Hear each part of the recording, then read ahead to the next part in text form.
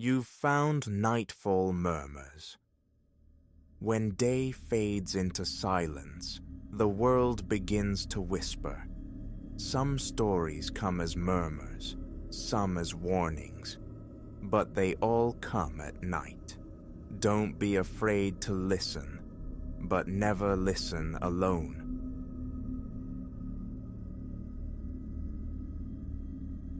The sun bled orange across the ridgeline when I finally wrestled the car onto the rough track leading to the lodge.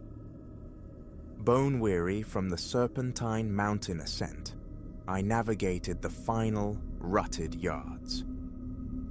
There it stood, a squat silhouette against the pines in a haphazard clearing, the ground around it uneven, strewn with rock and root. Its timbers looked ancient, skeletal under the fading light. The door, warped and complaining, yielded with a groan of reluctant hinges as I pushed. Inside, austerity reigned. A narrow cot hugged one corner, its mattress a mere suggestion. A crude table, flanked by 2 chairs, occupied the center floor. Across the room, a stone hearth yawned darkly. The few windows were undersized eyes veiled in grimy, time-stiffened fabric. My pack thumped onto the floorboards near the threshold. The lantern clinked as I set it upon the table. Solitude was the prescription, a balm for a cluttered mind, a space for nascent ideas to stir. A notebook and graphite pencils were my chosen instruments. Expectations were low. Silence was the prize. I slid the bolt home on the complaining door, rattling the windows in their frames as I tested their flimsy latches. They held, barely. From my pack emerged the essentials: tins of food, water bottles, strike-anywhere matches, a torch with spare cells, a folding blade. The air hung thick with the scent of aged wood and subterranean dampness. Outside, the quiet was absolute, broken only by the sibilant sigh of wind stirring the high pines. I forced down cold sustenance straight from the tin, seeking ease that wouldn't come.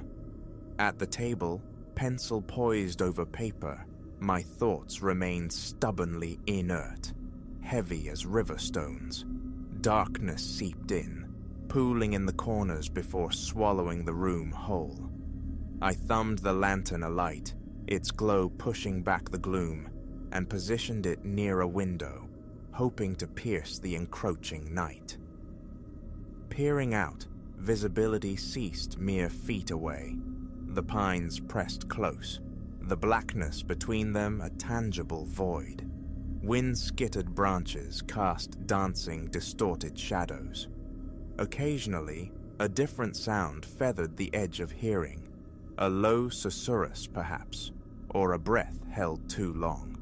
I dismissed it, wrestling again with the blank page, but my focus fractured, gaze repeatedly drawn to the glass.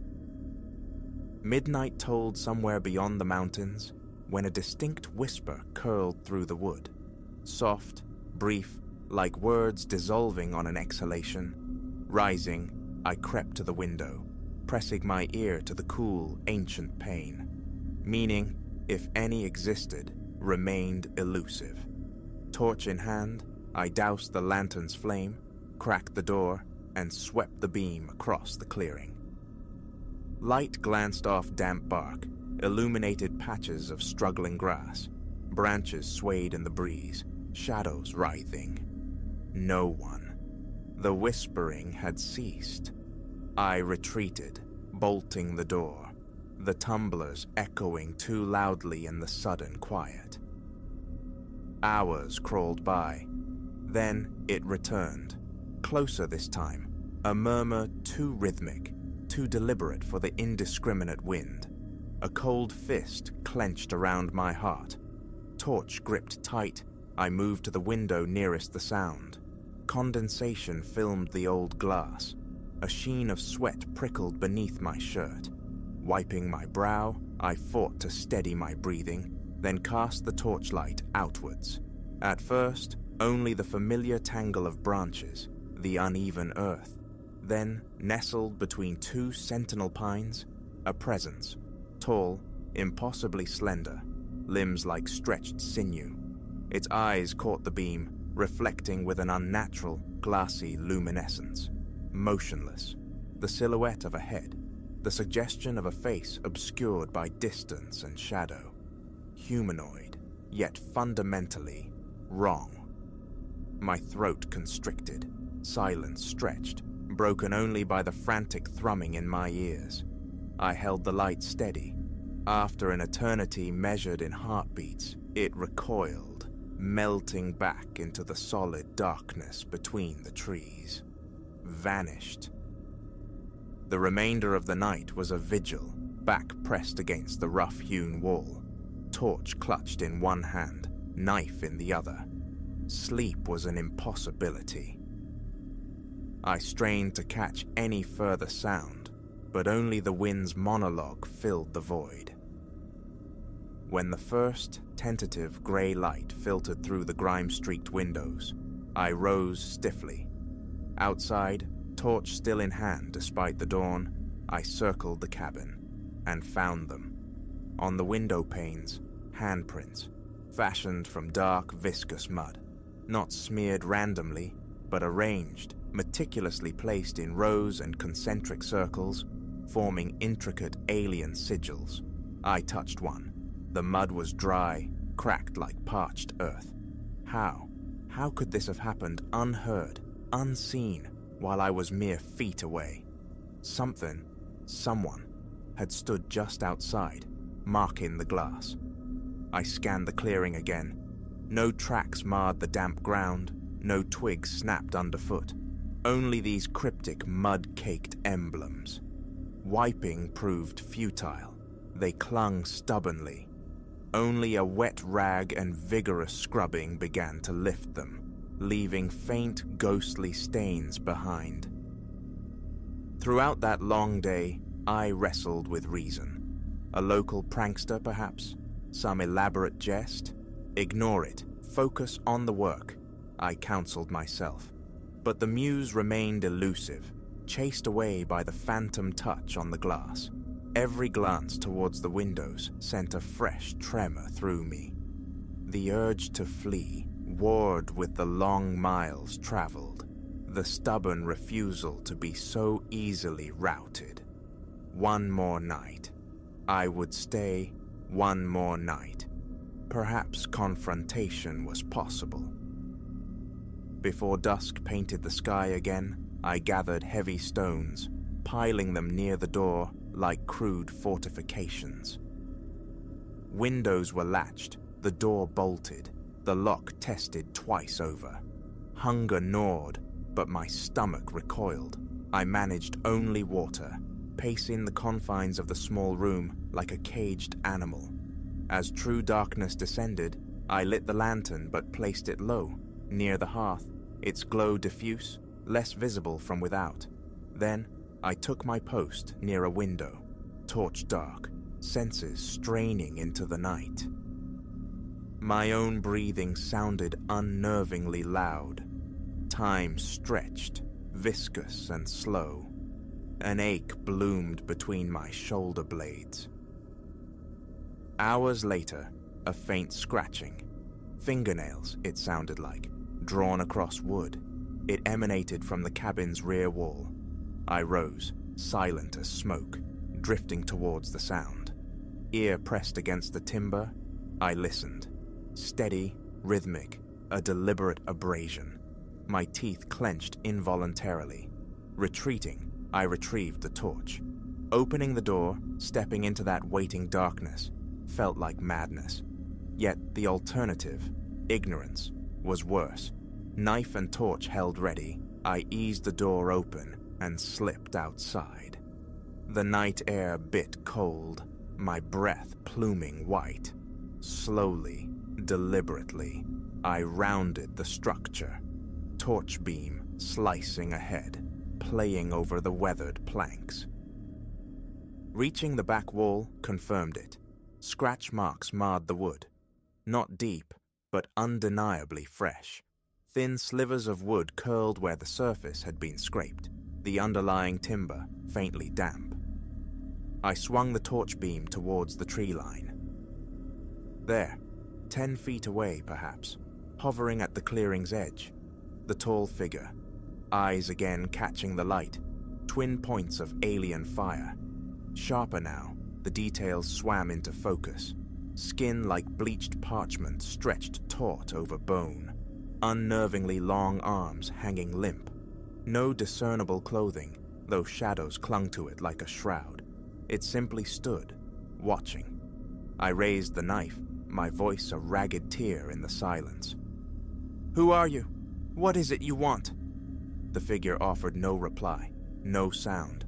Then, with unnerving fluidity, it turned, flowed sideways, and vanished behind the broad trunk of a pine. I lunged forward, heart hammering, splashing light around the tree. Nothing. No rustle of retreat, no snap of twig. Just the impassive woods, the waiting dark.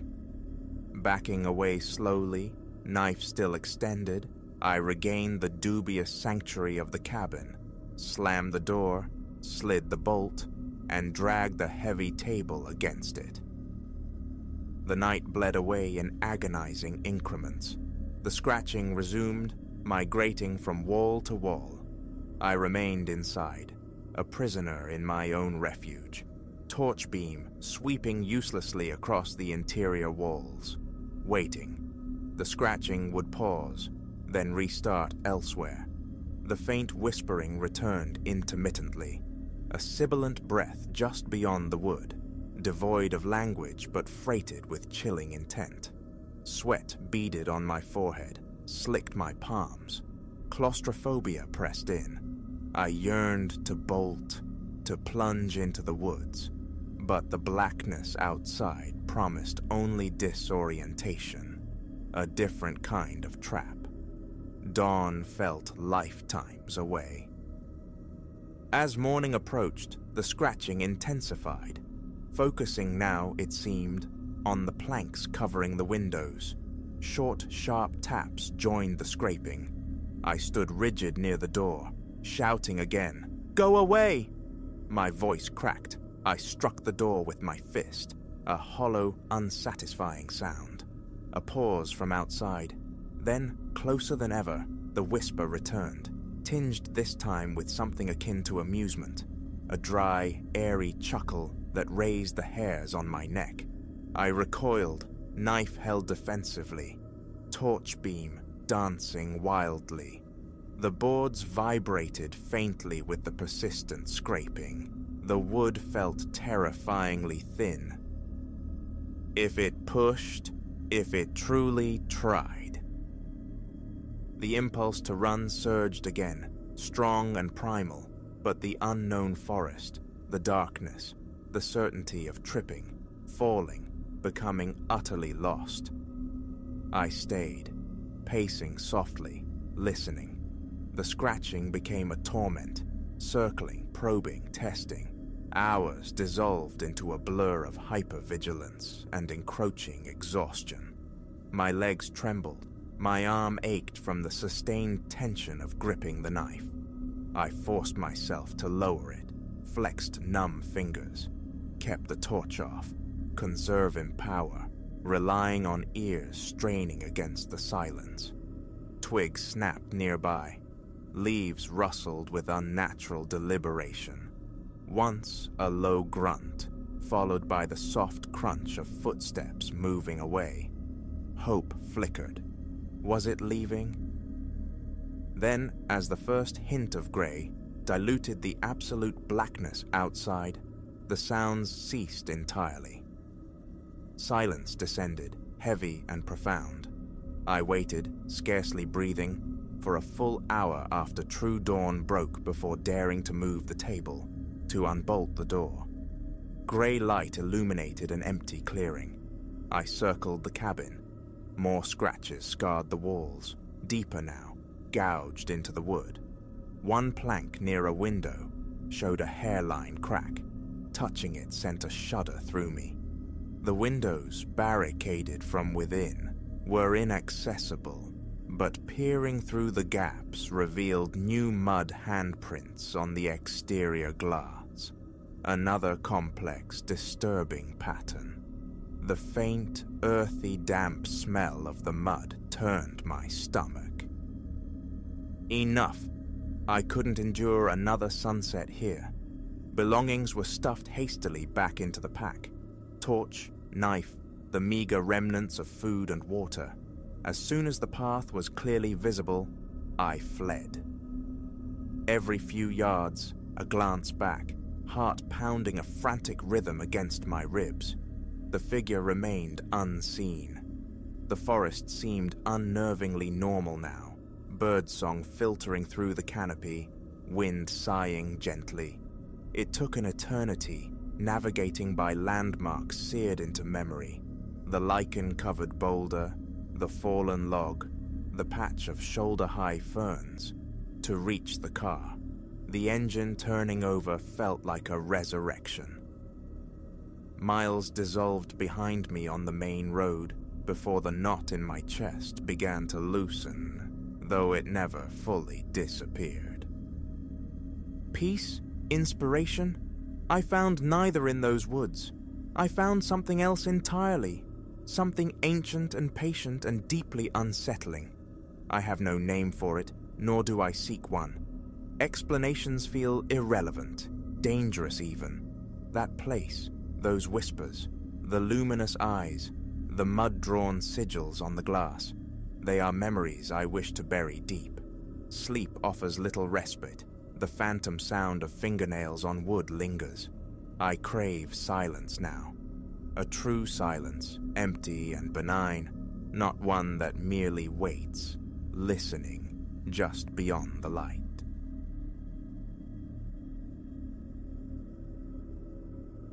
The reek, sharp and coppery, clawed its way into my senses the instant the key turned in room 2113. A miasma thick with decay. My knuckles whitened on the tarnished brass knob, a primal tremor running up my arm, urging retreat. Yet duty held me fast, the night custodian, tasked with investigating the prolonged silence from within. Drawing a breath felt like swallowing poison, the foulness coating my throat as I pushed the door inward. Shadows clung thick and heavy within, the drawn drapes barely filtering the sickly orange cast of the sodium lamps bleeding across the asphalt expanse below. My searching fingers, betraying me with their slight quiver, found the wall switch. An overhead bulb stuttered, then blazed reluctantly, carving the scene from the gloom. Pristine, the bed remained an island of undisturbed calm, its linens taut and white. But beyond its borders, chaos reigned, a tempest of discarded clothing. Masculine cuts tangled with feminine fabrics lay strewn across every surface. Cardboard takeout cartons, monuments to forgotten meals, festered here and there, some blooming with faint, fuzzy growths. And the stench, dear God, the stench intensified. A focused malevolence pouring from the closed bathroom door. A drumbeat hammered against my ribs. That door beckoned like a void. Every instinct shrieked, "Flee! Summon authority! Do not cross this threshold!" Still, the job. My hand, slick with a sudden clammy sweat, reached, fumbled, finally closed around the cool metal of the handle. Slowly, agonizingly, I turned it. The hinges groaned their protest as the door swung open, unleashing the full, suffocating weight of the odor. It struck like a physical blow. There, submerged not in water, but in the stillness of finality, lay the occupant of 2113. Skin like bleached wax, eyes wide, staring sightlessly at the stained ceiling tiles. Days gone, undoubtedly. A strangled gasp escaped me as I stumbled back, hand clamped over my mouth. Escape. Police. Now. I pivoted, desperate for the hallway, but froze. Footfalls, heavy, measured, echoing down the corridor carpet, closing in. Sheer panic seized me, cold and absolute. Who else? The guest was beyond disturbance. This floor was supposed to be secured. My eyes darted wildly, seeking refuge, a weapon, anything. The steps halted directly outside. Silence stretched, taut as wire. Then, the distinct, soft schlick of a keycard sliding into the reader. Instinct hurled me towards the wardrobe. I jammed myself between the stale-smelling void of hanging garments just as the main door whispered open. Through the narrow gap between the louvered doors, I watched. A figure entered, tall, broad across the shoulders, draped entirely in black.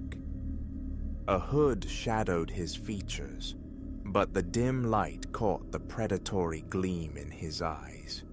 He moved with an unnerving economy of motion, making a direct line for the bathroom. Rooted by terror, scarcely daring to draw breath, I observed his grim ballet. With a disturbing lack of effort, he extracted the form from the tub, bundled it efficiently within the floral-patterned shower curtain, and hoisted the burden onto one shoulder. Then, the cleansing began. For an eternity measured in heartbeats, I remained entombed in the wardrobe's musty darkness. He worked meticulously, scrubbing, wiping, erasing every trace of the horror that had unfolded. He gathered the scattered clothes, the decaying food containers, every minute indicator that life, however briefly, had transpired here. At last, he stood surveying the now immaculate space, a silent nod affirming his satisfaction.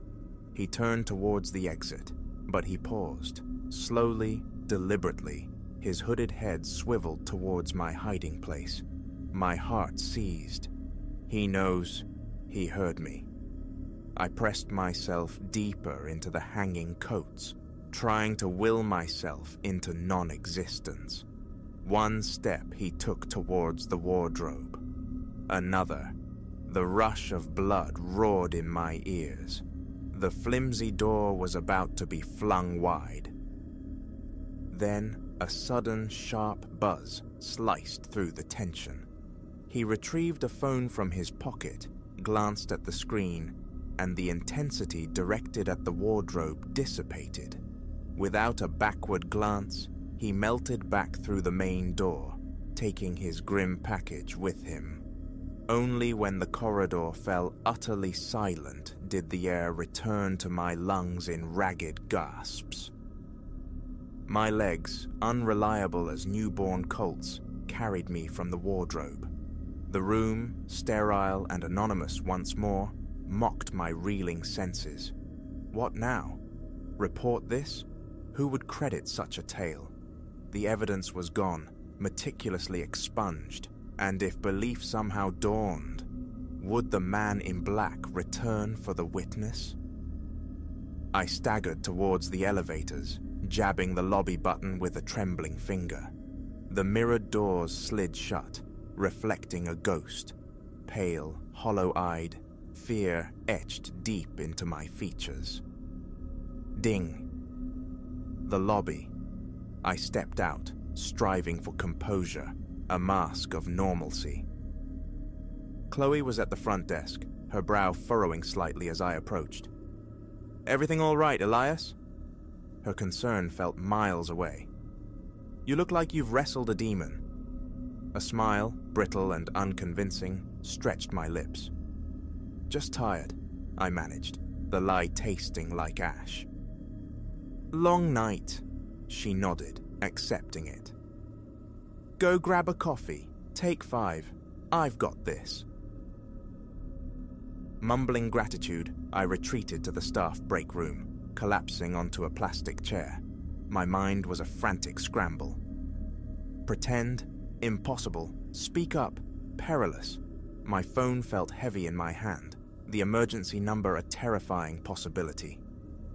Just then, the door swung open. I hastily pocketed the device. Marcus, one of the security team, ambled in towards the coffee machine. "Hey, Elias," he grunted. "Quiet one." I nodded mutely. He poured his coffee, then turned, his gaze sharpening. "You okay, pal? Look a bit green around the gills." My mouth opened to offer another platitude, but the dam broke. Words tumbled out. The reek, the body in 2113, the hooded figure, the impossible cleanup. Marcus listened, his expression growing stonier with every detail. When I finally fell silent, breathless, he placed his mug down deliberately. "Elias," he said, his voice low and steady, "you're certain about this?" My nod was emphatic. "It sounds insane, I know, but it happened. We have to call the cops." Marcus raised a calming hand. "Hang on, think. The room's clean, you said? Spotless?" Another nod, confusion clouding my fear. "And you're the only one who saw any of it?" he pressed. "Yes, but then it's your word against thin air. Elias, think. Cops come. What do they find? An empty room. No body, no blood, no nothing. Just you, spinning a yarn about a phantom cleaner." A cold dread seeped into my bones. He was right. It sounded utterly unhinged. "But we can't just ignore it," I whispered. Marcus sighed, dragging a hand through his thinning hair. "Look, I've been doing this security gig a long time. Seen stuff. Things you're better off not seeing. Better off not knowing about. My advice? Erase it, for your own good." I stared, aghast. "You want me to pretend?" He gave a grim final nod. "Sometimes pretending is surviving.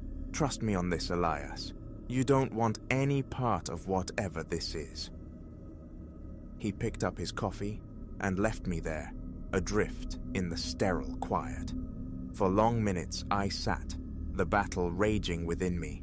Marcus's chilling pragmatism warred with the undeniable horror I'd witnessed. Silence meant safety, perhaps. Silence also meant complicity. Finally, a decision solidified. My phone reappeared in my hand. My thumb found the numbers. 911. Waiting for the connection, I fought to steady the frantic rhythm of my heart.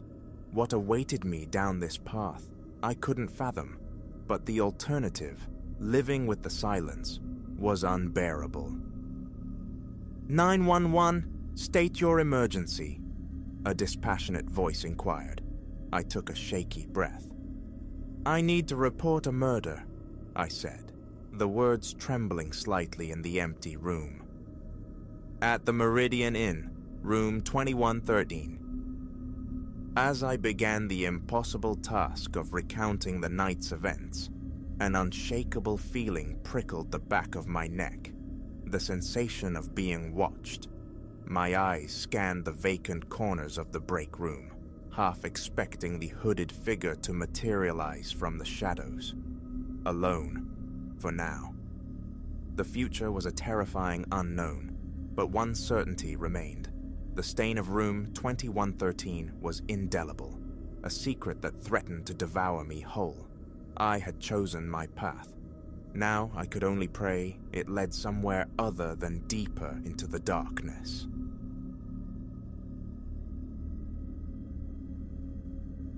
Betrayal, I learned, could wear your own face. It arrived not with a thunderclap, but insidiously, reflected in the polished glass above my bathroom basin. There, staring back, my own likeness began its terrible mutation into something alien, something utterly divorced from the man I knew myself to be. It began on a Tuesday, a day indistinguishable from any other in its drab procession. The rituals of morning unfolded, steam clouding the air, the scrape of the razor, the minty foam of toothpaste. Nothing untoward. Time, however, pressed. I was charting a course for lateness. My movements hurried, abbreviated. Grooming became a blur, the mirror merely a functional surface glanced at, not truly seen. Until a flicker, peripheral and discordant, snagged my attention. A motion out of sync with my own hurried ballet. I froze, toothbrush dangling like a forgotten promise. Turning deliberately, I confronted the looking glass. For an instant, placidity reigned. My reflection regarded me, hair slicked dark from the shower, a smudge of white paste clinging near my lips. Ordinary. Then, perceptible as a tremor deep within the earth, a shift occurred. Subtle, initially, a fractional delay, the reflection lagging a heartbeat behind the source. My own movements, mirrored, but as if through water, slow and slightly distorted. A blink, initiated by me, echoed back fractionally late. Imagination, surely. Fatigue playing tricks on perception? I lifted a hand, tracing a slow arc through the air. The mirrored hand shadowed mine, yet its passage felt wrong, stilted, like poorly rendered artifice striving for life. Ice feathered along my vertebrae. This wasn't possible. Mirrors possess no mechanism for malfunction. Exhaustion, I concluded grimly, must be the culprit. I finished my ablutions with haste, cold water shocking my senses, snatched my keys, and fled the unsettling geometry of the bathroom. The day dissolved into a fog of distraction. Work was a pantomime. My concentration fractured, thoughts orbiting relentlessly back to the morning's strange interlude. By evening's return, the conviction that I'd hallucinated the entire episode had almost taken root. Almost. Entering my apartment, the hallway mirror ambushed my gaze. I stopped dead, key still clenched. The reflection wasn't right.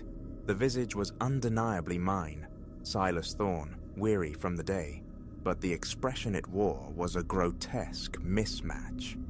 Where my face registered shock, a burgeoning fear, the mirrored face held a sly curvature of the lips, an expression bordering on outright mockery. A strangled gasp escaped me as I recoiled, stumbling backward. My heart hammered against my ribs like a frantic bird trapped in a cage. Impossible. Mirrors do not behave this way. Reflections are passive echoes, not independent entities. Yet mine was. Rooted by terror, I watched as the figure in the glass deliberately raised its hand, offering a jaunty, almost friendly wave, a gesture nightmarishly contrary to the paralysis gripping my own limbs. I turned and ran, instinct overriding reason, not stopping until the bedroom door slammed shut, a flimsy barrier against the unbelievable. Perched on the bed's edge, hands trembling violently, I tried to impose logic onto the illogical. Stress, overwork, perhaps an incipient fever. Explanations flickered and died. Deep within, a certainty colder than the bathroom tiles asserted itself. Something was profoundly, fundamentally wrong with my mirrors. The ensuing days bled into a waking nightmare. Avoiding mirrors became an obsession, a futile endeavor in a world saturated with reflective surfaces. The ubiquitous rear view, the polished gleam of shop fronts, the dark screens of dormant electronics, even the metallic sheen of kitchen appliances. Everywhere, glimpses assaulted me. A distorted feature here, a movement subtly asynchronous there. Sometimes, the aberrations were brazen. Once, striding past a boutique, I glanced sideways, only to see my reflection proceeding in the opposite direction, casting a backward glance over its shoulder, a wide, knowing grin plastered across its face. My world shrank. Excursions ceased, save for absolute necessities. Sheets were draped over every mirror in the apartment, shrouding them like corpses. Black tape obscured the small cyclopean eye of my phone's front-facing camera. It offered no solace. The wrongness seeped, an invisible stain spreading across the fabric of my reality. Sleep became a foreign country. Darkness brought only visions of that twisted facsimile. Its smile not quite right, chillingly familiar, yet utterly alien. Sanity felt like a fraying thread. Was this madness? Was any of it tangible? After a week suspended in this liminal horror, endurance failed. Answers were needed, understanding paramount. And so, defying every primal scream, urging flight, I resolved to confront the phenomenon. I stood before the shrouded bathroom mirror, knuckles white where I gripped the porcelain sink. A tremor ran through my hand as I reached, slowly peeling back the concealing sheet. For a protracted moment, stillness. My reflection stared back, pale, gaunt, underscored by the dark smudges of sleeplessness. Normal, mundane, merely Silas Thorne reflected. Then the transformation began. The face in the glass warped, features liquefying, rearranging themselves into contours that shed humanity like a discarded skin. Eyes dilated, darkening, becoming twin abyssal voids in a visage rapidly losing any resemblance to my own. A primal urge to flee, to scream, to wrench my gaze away, warred with a paralyzing inertia. I was pinned, a spectator to my own reflection's monstrous becoming.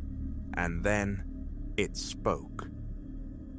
"Silas," it resonated, the voice both mine and not mine, seeming to emanate from the very air around me. "We've anticipated this introduction for quite some time." What are you?" The question emerged thin, brittle. The entity in the mirror offered a smile, a vast, inhuman rictus that threatened to cleave its face. "We are you," it purred, or more accurately, the you that might be, the you that should be. "I don't understand," I whispered, the words barely audible. "Naturally," it replied, condescension dripping like venom. "Your perspective is so singular, confined, but we perceive the spectrum, every branching possibility, every iteration of Silas Thorne across the infinite potential. And you, dear Silas, have been selected to join us." A dread, cold and heavy, settled in my gut. "Join you? What does that entail?" Its grin stretched impossibly wider. "Emancipation, potency, ascension beyond your wildest imaginings." As it spoke, a peculiar force exerted itself, an invisible current pulling me toward the silvered surface. My hands tightened on the sink, resisting the spectral toe. "No!" I choked out, surprised by the spark of defiance in my own voice. "I reject that. I won't become whatever you are." The thing snarled, its face contorting into a mask of fury. "Choice is an illusion," it hissed. "The convergence has begun. Soon you will be subsumed. Your preference is irrelevant." The pulling intensified, undeniable now. My feet began to slide on the smooth tile, drawn inexorably toward the glass despite my desperate struggle. Panic flared. Acting on pure, unthinking impulse, I released the sink and threw my fist, channeling all my terror and resolve into the blow. Glass exploded outwards in a glittering spray. Shards rained down, biting into my hand, my arm, sharp stabs of pain punctuating the sudden silence. But the pulling sensation vanished. The voice ceased. I collapsed to the floor amidst the wreckage, surrounded by glittering fragments, blood welling, warm and slick from my lacerated skin. Tremors racked my body. Breath came in ragged, shallow gasps. But I was still Silas, still anchored in my own skin, still here. In the days that followed, every mirror was banished from my apartment. Reflective surfaces became objects of intense aversion, navigated like minefields.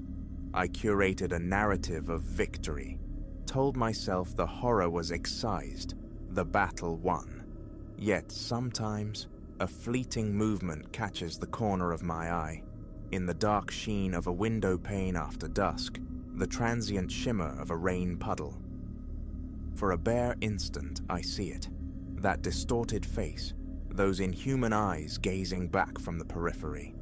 And the question echoes, did I truly break free? Or does it simply wait, patiently, on the other side of the glass, anticipating another opportunity to draw me into its fractured world? Answers elude me. All I possess is the chilling certainty that I will never perceive my own reflection without a tremor of fear, knowing now the monsters that can lurk there, staring back with familiar eyes.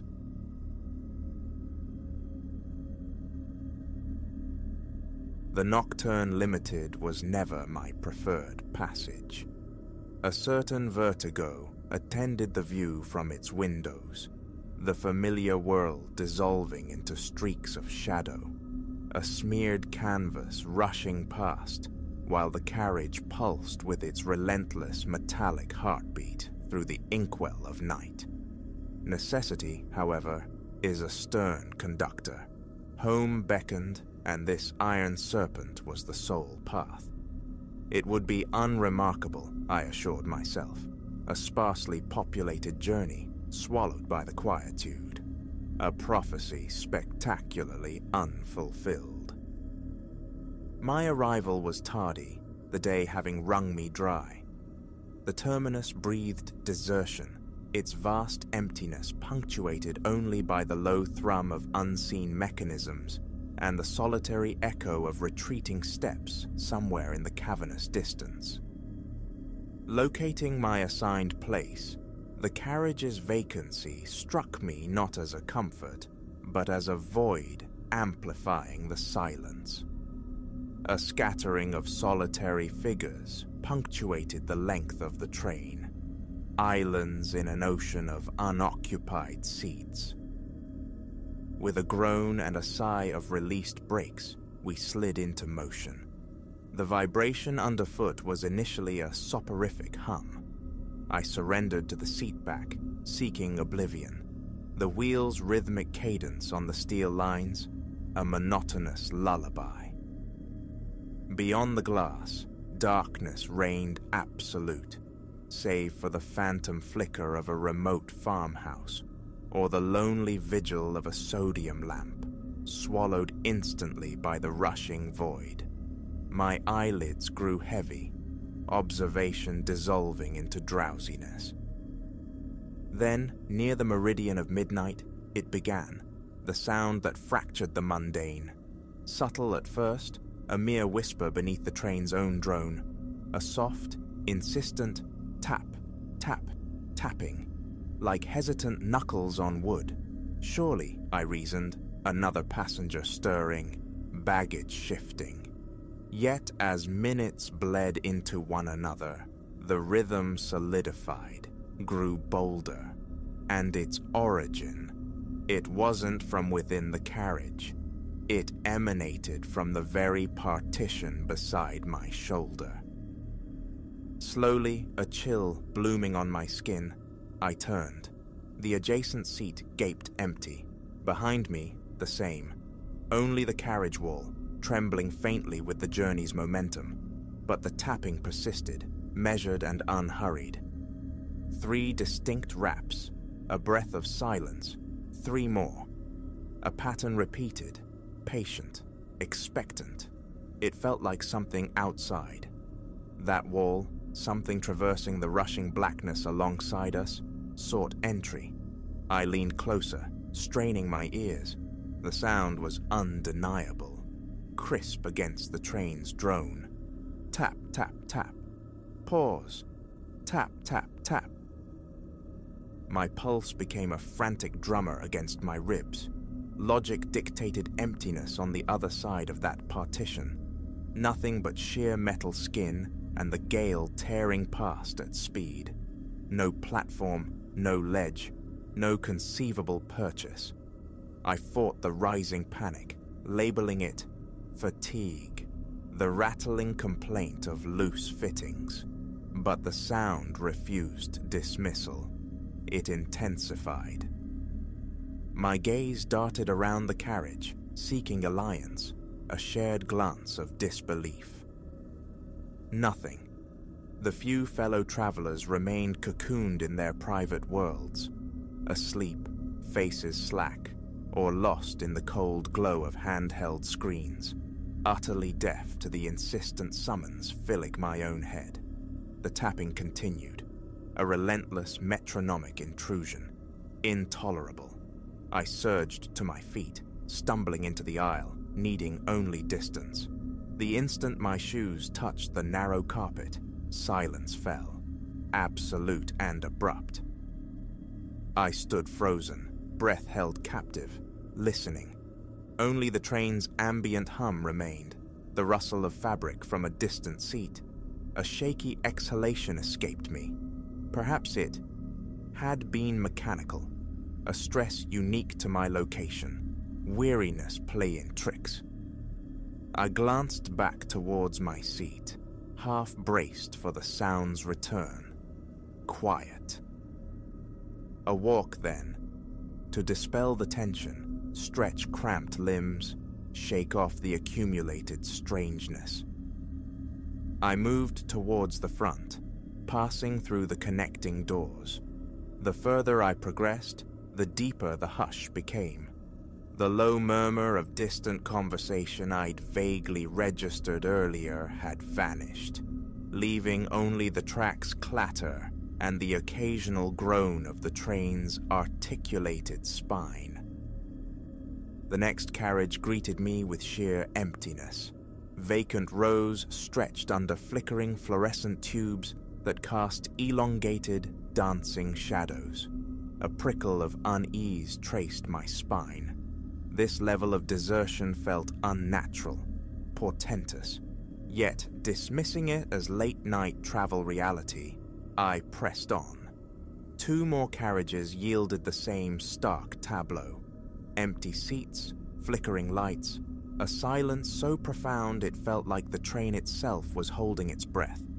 A primal urge to retreat warred with a morbid curiosity.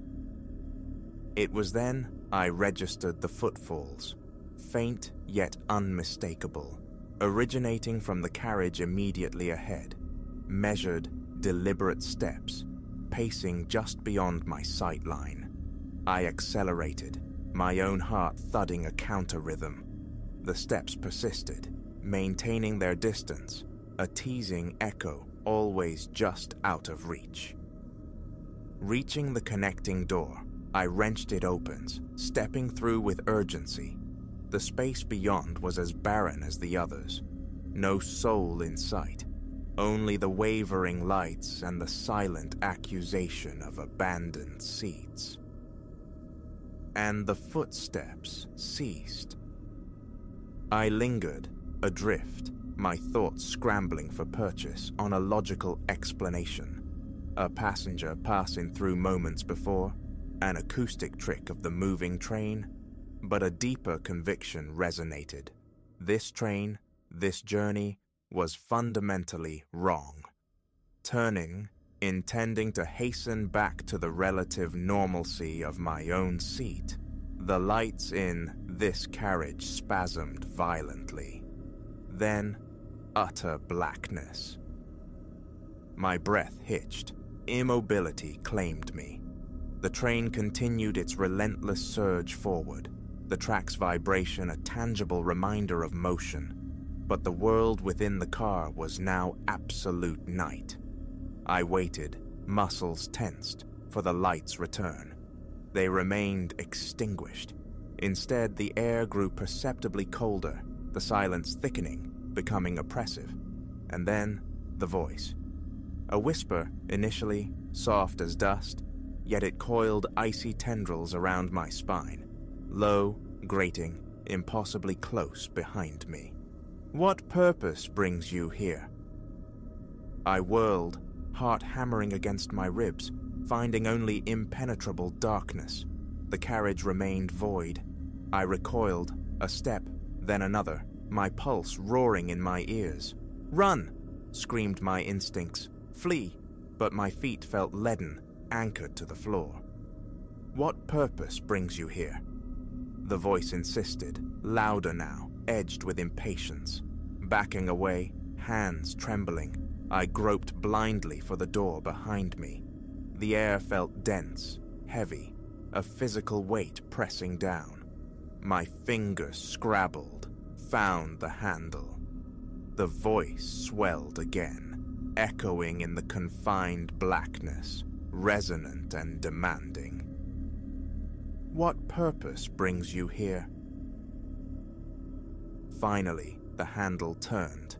I burst through the doorway, stumbling back into the adjacent car. Its lights, though flickering erratically, were blessedly on. I didn't hesitate. I ran, back through the deserted carriages, a frantic retreat towards my starting point, breath tearing raggedly in my throat.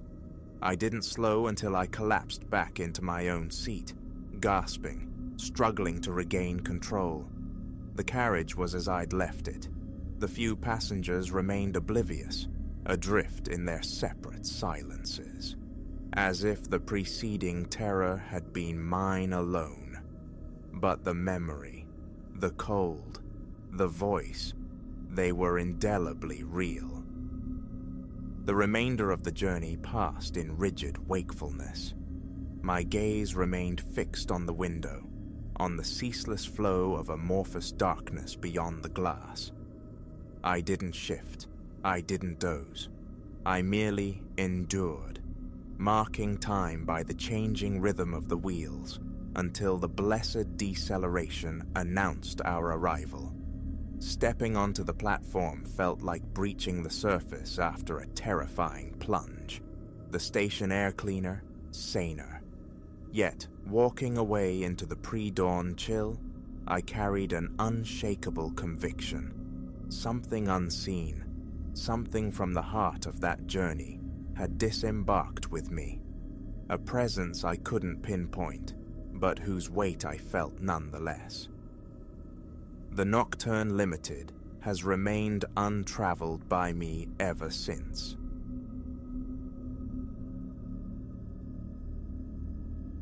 There exists a certain hush exclusive to the deep timber, not the tranquil sort that lulls the soul, but a vacuum, an unnerving stillness suggesting the world has ceased drawing breath. That specific silence saturated the air the night it all unraveled. Elias had ventured solo into the wilderness countless times, yet this excursion felt dissonant from the outset. He'd discovered a secluded haven, leagues from any marked trail or fellow traveler, nestled deep within the forest's embrace. Just Elias, the ancient trees, the vault of stars, the precise solitude he craved. Late summer presided. Days retained their warmth, while nights whispered of the coming chill. His tent, A small dome of nylon rose in a clearing fringed by a dense phalanx of pines, a pocket universe shielded from the mundane. No signal reached here, no digital clamor. Perfection. The initial day unfolded without incident, gathering tinder and fallen branches, securing his temporary home, tracing paths unseen by most. As twilight bled across the sky, a modest fire crackled, its smoke marrying the sharp perfume of pine resin. When the sun finally sank beneath the serrated horizon, shadows elongated, morphing the familiar woods into something older, more arcane. Only when the fire dwindled to a pulsing heart of embers did Elias truly perceive it. The silence. Not merely quiet, but an absolute cessation. He dismissed it initially. Nocturnal forests often mute their daytime chorus, but this was profound, a heavy blanket smothering every typical sound. No rustle of leaf litter, no thrumming insects, no distant cry of owl or fox. Nothing, as if the darkness had ingested the very air around him. An unsettling prickle traced his spine. He fought it down, reasoning it was the isolation gnawing at his nerves. He'd courted solitude in wild places before, fearless, yet this particular stillness felt invasive, sentient. He prodded the embers, briefly coaxing flames that painted the surrounding trees in flickering, distorted light. The pines seemed to lean closer, their boughs casting skeletal fingers that danced and writhed. The distinct sensation of being observed settled upon him, cold and unwelcome. He shook his head, chiding his own absurdity. Just the woods. Nothing resided here but flora, fauna, and himself. Still, the feeling persisted, a phantom weight on his neck, compelling glances into the tenebrous depths beyond the fire's weak glow. By the time he retreated into his tent, the air had sharpened with cold, the silence deepening into something almost solid. He zipped the fly sheet tight, a futile barrier against the unease coiling in his gut. Sleep remained elusive. Each time his eyelids drifted shut, the conviction flared. Something waited just beyond the thin fabric wall. Hours must have passed before exhaustion claimed him, only for a sound outside the tent to wrench him violently back to awareness. He sat bolt upright, heart hammering against his ribs. Silence. Had he dreamt it? He strained his ears, listening past the frantic thudding in his chest. The forest remained unnaturally inert. Then again, a faint disturbance, a soft shuffling through the undergrowth bordering his camp. Elias fumbled for his torch, fingers trembling as he thumbed the switch. Its beam sliced the interior darkness, throwing stark shadows onto the nylon. He held his breath. There, a slow, measured rustling, culminating in the unmistakable drag of something brushing against the tent's flank. His throat constricted. He froze.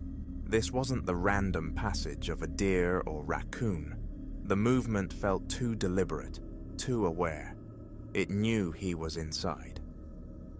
Drawing a ragged breath, attempting to quell the tremor in his hands, he eased the zipper down a fraction, just enough to peer out. The fire was long dead, leaving the clearing plunged into profound blackness. The torch beam swept across the tree trunks, revealing nothing but empty space, still and deep. Yet the feeling intensified. An unseen presence lingered just outside the light's reach, watching. He remained poised like that for an age, half in, half out of the tent, torch gripped tight, eyes probing the Stygian gloom for any flicker of motion. The sound did not repeat. The woods held their breath once more, and slowly, the acute sense of being scrutinized began to recede, though it never vanished entirely. Eventually, after what felt like half the night, he persuaded himself it had been benign, a fallen branch perhaps, or a nocturnal creature passing through. Nothing sinister. He zipped the tent fully, lay back down, but sleep offered no refuge. Every whisper of wind, every creak of wood became a potential threat. He lay rigid in the dark, listening to the oppressive silence, waiting. He must have drifted off again, for the next awareness was morning light filtering through the pines, dappling the tent canvas. The air held a gentle warmth. Relief washed over him. The night's terrors seemed foolish in the clarity of day. He emerged, stretching, surveying the campsite. All appeared undisturbed. The cold fire pit, his cooking pot, the rucksack leaning against a log. Then his gaze fell upon the ground, and the relief evaporated, replaced by a chilling cold. Footprints, faint yet distinct, leading from the dense tree line directly to the side of his tent. Not animal spoor.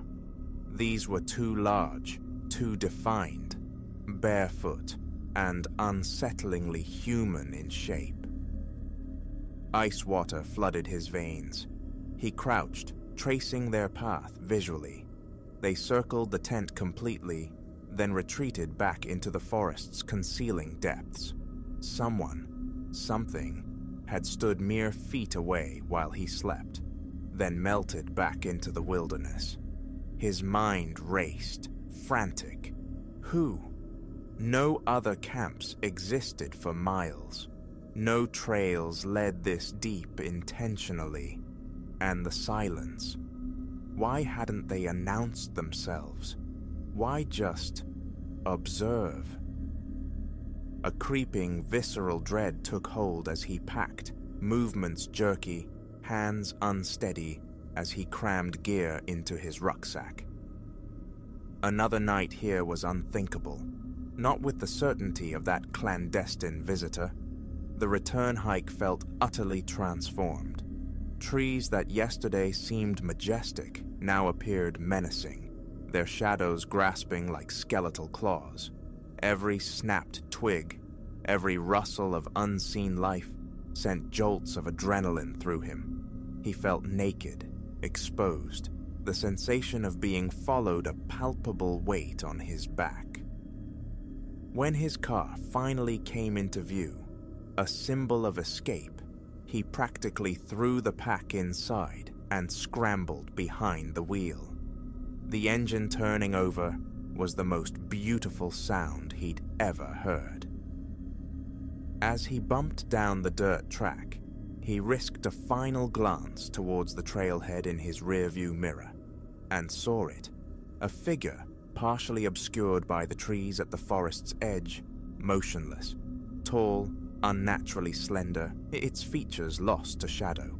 It didn't move, offered no gesture, simply stood there, watching. Elias didn't hesitate. He slammed his foot on the accelerator, gravel spitting, hands clenched white on the steering wheel. He drove relentlessly, not daring to look back, until miles of paved highway separated him from that place, until the familiar rhythms of civilization buffered the raw, primal fear. He never learned what lingered in those woods that night, nor the purpose behind its silent vigil. He hasn't returned, and whenever the thought of camping surfaces, a shadow falls across his mind, the unshakable conviction that somewhere, deep within that silent, watchful forest, an unknown entity remains, waiting.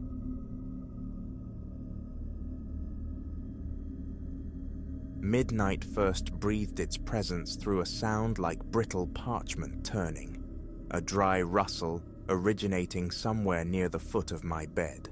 I lay rigid, awake in the unfamiliar dark, my gaze fixed on the hulking silhouette of the armoire, a legacy from Silas Thorne, the great uncle I'd never known.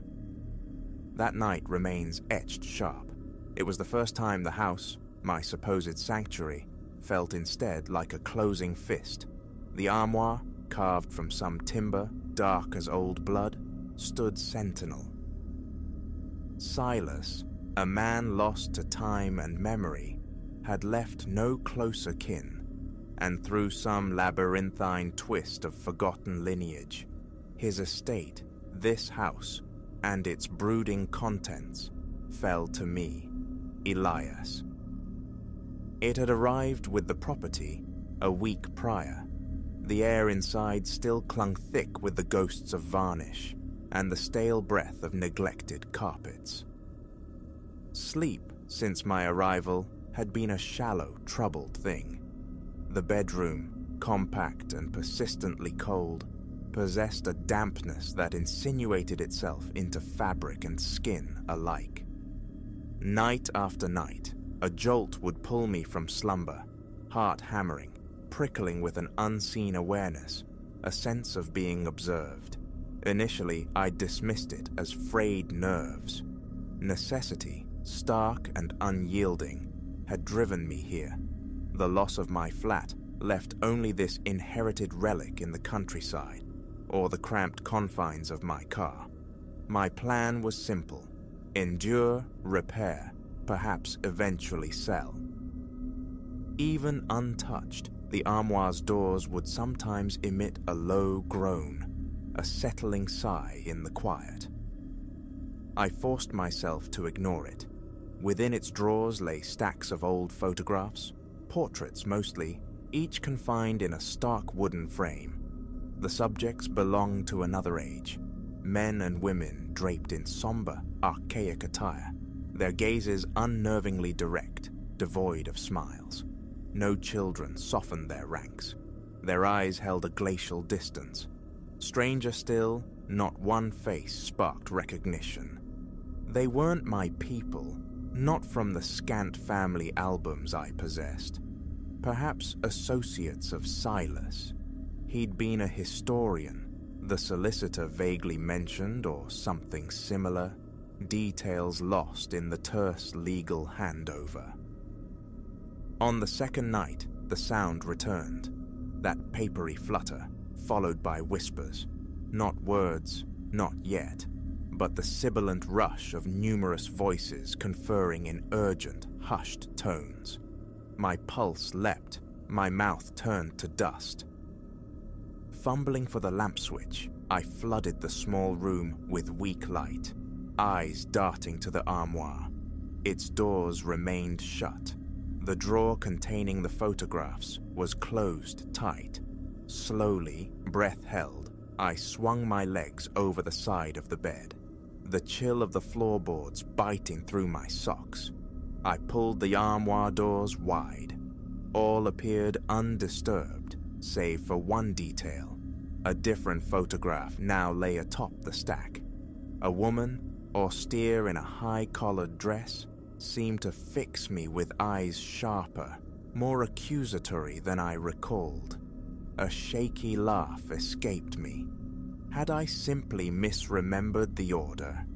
Retreating to bed, I wrestled with a tension that knotted my shoulders, sleep a distant shore.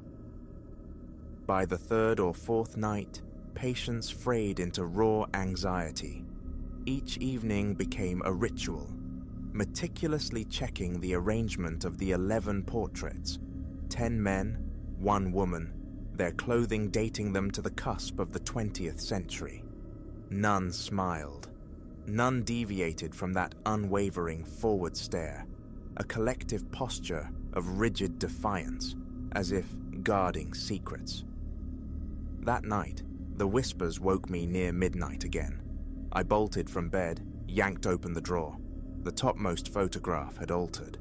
The man depicted, stout of mustache, seemed subtly shifted, his posture infinitesimally different, his eyes narrowed, focused intently upon me. A pressure built in my chest. The feeling of scrutiny intensified, palpable as a touch. A new strategy formed in my frantic mind. Snatching the topmost portrait, I carried it downstairs to the brightly lit kitchen, my breath coming in ragged bursts. With a decisive thrust, I buried it beneath the day's refuse in the bin. Closing the lid felt like severing a cord. A strange, thin relief washed through me. Back upstairs, I peered into the armoire drawer. Another face stared back from the top of the stack.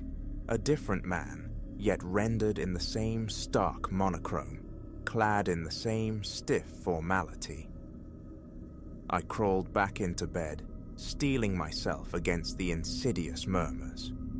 Morning, I assured myself, would reveal the crumpled photograph still languishing in the bin, but the bin yielded only coffee grounds and vegetable peelings. Bewildered, I raced upstairs. There, nestled neatly amongst its fellows, was the very photograph I had discarded. A cold sweat beaded on my forehead as I touched its edge. Dry, brittle, ancient. How? The daylight hours dissolved in a fever of rationalization. Sleepwalking? Stress-induced hallucination? The house was old. My nerves were shot. Resolve hardening, I removed all 11 photographs. I carried them in a cardboard box to the property's edge, where tangled trees clawed at the sky. There I built a small, hasty fire. I watched the cardboard blacken, curl, and surrender to the flames. Watched the wooden frames within begin to smoke. The stench was vile. Charred wood, scorched paper, something else, musty and organic. Coughing, eyes stinging from the acrid smoke, I retreated only when ash and embers were all that remained. A grim satisfaction settled as I stamped back towards the house. Crossing the bedroom threshold, however, nausea seized me. My stomach plummeted. The armoire drawer stood slightly ajar. Inside, impeccably stacked, rested the 11 photographs. But horror curdled into something worse. The faces, they had changed again. No longer distant strangers. Now, beneath the period attire, I recognized the underlying structure of bone, the set of the eyes, the curve of the woman's jaw. They resembled me. Older, distorted versions of myself, draped in antiquated clothes, their eyes burning with a cold fury, as if I had committed some profound betrayal. I doubled over, the roar of my own pulse deafening. Impossible. The nights that followed blurred into a purgatory of fractured sleep and terrified vigilance. The shuffling sound grew clearer, more deliberate. The whispers coalesced, fragments of meaning snagging in my consciousness.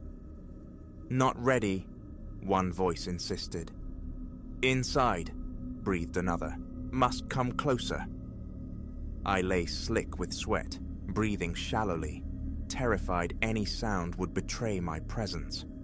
My hands trembled whenever my gaze strayed towards the armoire. Locking it proved futile, barricading it with a chair, equally useless.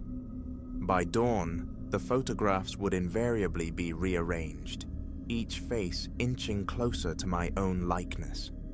One portrait now bore my eyes exactly, replicating even the tiny scar above my left brow.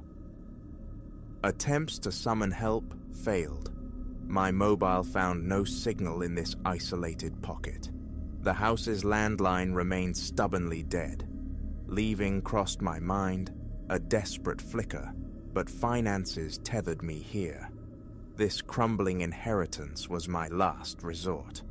And beneath the fear, a morbid curiosity had taken root. I needed to understand. Could the armoire itself hold a clue? A hidden mechanism, perhaps? Or notes left by the reclusive Silas Thorne? Could this be the bizarre fruit of some arcane hobby? Late one afternoon, steeling myself, I undertook a thorough examination of the cabinet. Behind the main drawer, my fingers brushed against a hidden catch. A small, concealed compartment sprang open. Inside lay a folded sheet of parchment, ink faded, script cramped and archaic. Deciphering it was a struggle, but words leaped out. Inheritance, binding, bloodline. It spoke of portraits that claim their own, of faces drawn closer as the cycle completes. Reading it, every creak of the old house amplified. A phantom draft chilling the back of my neck. I shoved the parchment back, heart hammering. Confirmation. This wasn't random. It was ancestral, deliberate, and it wanted me. But how? That night, I fought sleep, determined to remain watchful. Around the witching hour, the first whisper slithered through the silence. "He's stubborn," a softer reply. "He must step inside willingly." My throat constricted. Into the armoire? The notion was grotesque.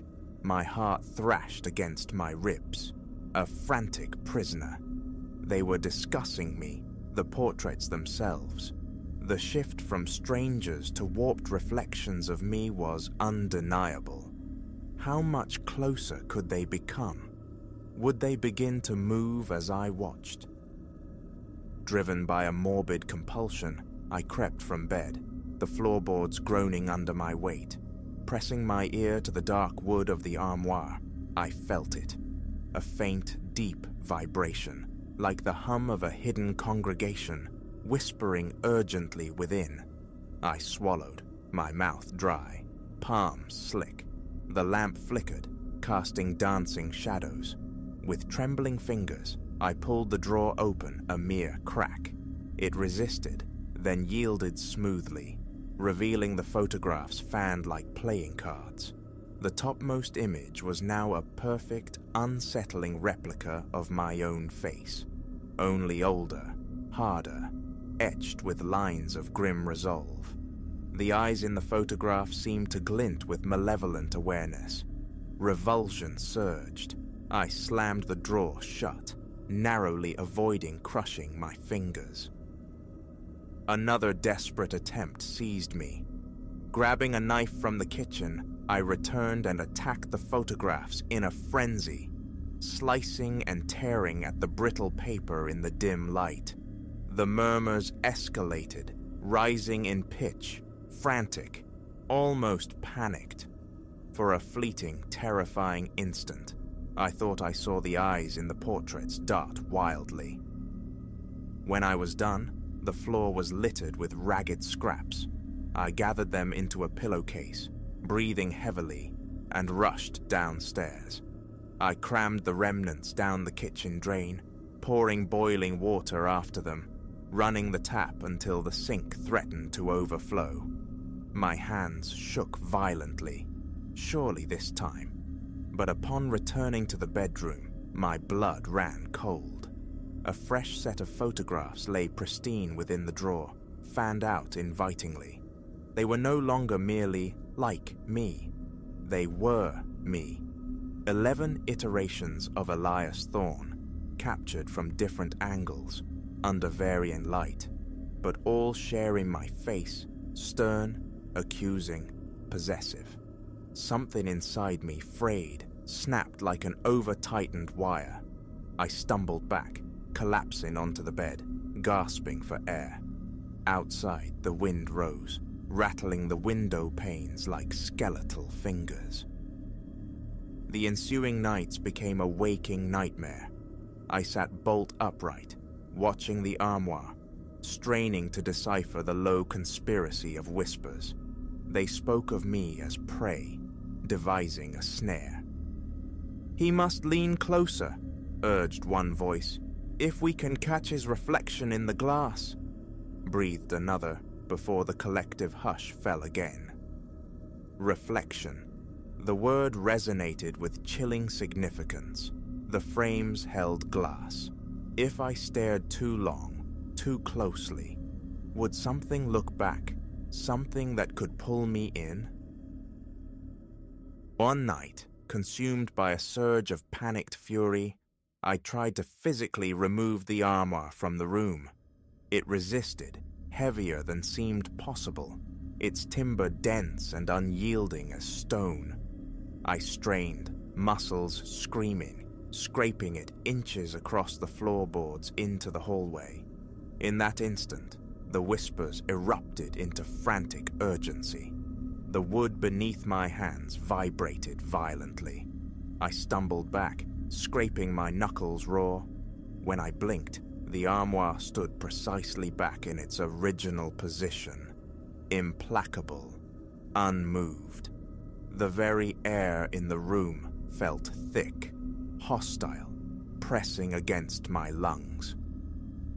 Now, each midnight I hear them. They sense my fear, my immobility. They know I won't leave, and I know their confidence grows. The last time I dared meet the gaze of a portrait directly, my own reflection, caught in the aged glass covering, seemed to curve into a faint smile, though my face remained locked in terror. My stomach churned. I wrenched my gaze away, heart pounding like a drum against my ribs. My appearance is subtly altering. I see it in the bathroom mirror each morning. My features seem sharper, older, as if the house itself is leeching my youth. My fingertips tremble constantly. My eyes are acquiring that same hard, unwavering stare I first saw in those ancient photographs. It is a slow, insidious assimilation, drawing me inexorably towards their world. Tonight finds me lying here again, eyes fixed on the dark sentinel across the room. Destruction is impossible. Discarding them, futile. They always return. I am trapped within these walls, financially crippled, courage bled dry. The whispering has intensified, the rustling pages turning faster, flipping through endless variations of my face, choosing the form that will finally ensnare me. My breath catches in my throat, sweat slicks my brow. I know that the moment consciousness frays into sleep, their voices will resume their insidious counsel. They cannot kill me, I suspect, not outright, but each passing night hollows me further, blurring the line between reality and their encroaching presence. When dawn breaks, I touch my own face, and it feels increasingly alien. My skin prickles, as if the barrier between myself and the images thins with every passing hour. Sometimes, passing the armoire, a flicker of movement in the glass snags my peripheral vision. I have begun to avert my eyes from my own reflection. There is no evidence, nothing to show, no one who would lend credence to this descent. Yet I know. I know what transpires in the shadowed corners of this inherited house, and I know I am losing ground. Every midnight I lie in the oppressive darkness and listen to their patient plotting. They possess all the time in the world. They know I am utterly alone, and I am certain, as the hours bleed into days, they will find their way. The armoire stands mute and imposing in the daylight, but night awakens it, fills it with their murmuring life. I feel their collective gaze upon me, heavy with disapproval, sharp with hunger. Escape seems a forgotten dream. All that remains is to stare into the unyielding wood, stiff and dark, and listen as their voices rise, weaving their trap in the suffocating stillness. Behind those doors, the photographs remain, watching, waiting, and I know with chilling certainty they will never let me go.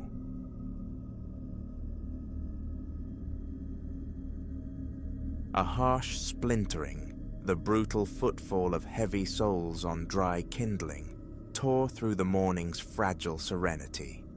Julian and I stilled, porcelain mugs hovering, our gazes locking across the modest expanse of the cabin's porch. We had sought refuge here, a deliberate vanishing from the known world. Yet the world, armed and unwelcome, had tracked us to this forested seclusion.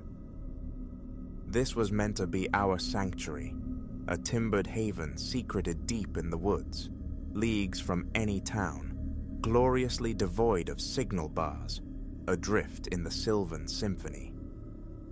Clara had unearthed it online, a spontaneous claim for a long weekend's reprieve. Precisely the balm we need, she declared, her gaze alight with anticipation. No noise, no demands, only us. I had readily concurred, desperate to shed the weight of deadlines and the city's incessant hum. And for a day, then half another, perfection reigned. We'd navigated trails, plunged into the crystalline chill of the lake, and surrendered hours to the porch swing, conversation flowing between us with an ease lost to recent years. But now, as coarse voices bled through the dense weave of trees, that iridescent bubble of peace ruptured. "You heard it?" Clara breathed, her mug landing with a tremor on the weathered wood. I inclined my head, thoughts scattering like startled birds. Other hikers, perhaps? The landowner on an impromptu visit. Yet the palpable tension charging the air, the sudden, unnatural hush that had fallen over the woods, spoke of something far less benign. "Inside," I murmured, the command low and urgent. "Bolt the door, I need to see." Clara's lips parted to argue, but a new sound sliced the air. The cold, definitive snick of metal engaging metal, a firearm readied. We moved as one, fluid and swift, melting back into the cabin's dimness, easing the door shut with painstaking quiet. Through the window's dusty pane, I glimpsed motion at the clearing's fringe. Two figures clad in camouflage, their features lost beneath unruly beards and the shadow of low-pulled brims. "Julian, what do we do?" Clara's voice was a frayed thread of sound. I shook my head, utterly adrift, trapped. This cabin offered no cellar, no hidden bolt holes, merely 4 timber walls, and a roof that felt terrifyingly inadequate against the menace coalescing outside. They were closer now, their speech decipherable. "Told you, saw something move," one insisted, his voice tight with urgency. "Swear it looked like a person." "Better hope not," the other growled back, the sound like stones grinding. "Last thing we need is witnesses." Ice traced a path down my spine. Witnesses? To what dark enterprise had our search for solitude led us?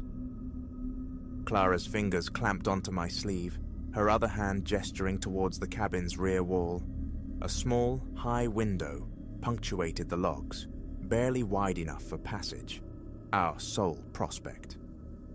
Silently, we gathered essentials, our inert phones, a torch, a single bottle of water. While Clara wrestled with the stubborn window latch, my gaze swept the room for any semblance of defense. It fell upon a weighty cast-iron skillet suspended near the stove, meager yet more substantial than empty hands. The window groaned in protest as Clara forced it upward, the sound echoing like a gunshot in the charged stillness. We froze, straining to hear. Outside, the voices had ceased. "Go!" I urged, hoisting Clara towards the opening. She maneuvered through, landing with a muted thump on the pine needles below. I passed out our scant supplies before beginning my own awkward egress. Halfway through, the cabin door burst inward with a violent slam. "Hey!" a bellow erupted. "Got runners!" Adrenaline detonated within me.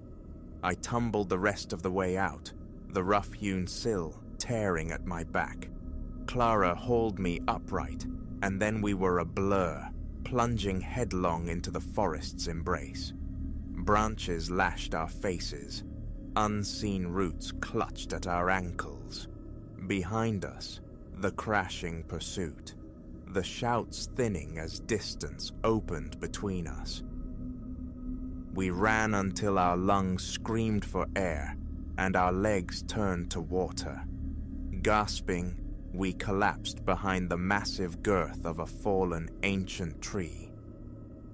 Think we lost them," Clara panted, her face flushed, streaked with earth and exertion. I nodded, speech momentarily beyond me. My mind churned, grappling with the impossible reality. Those men, their purpose here, and the stark, overwhelming question, how would we survive this? As our ragged breathing subsided, the forest cautiously resumed its dialogue.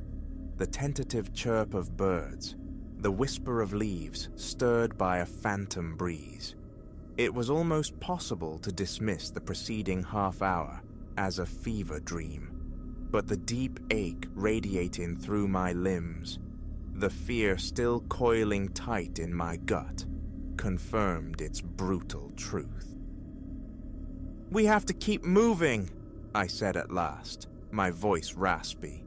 "Find the road, a town, somewhere with help." Clara nodded, her eyes wide, reflecting the terror that mirrored my own. "Which way? I'm completely turned around."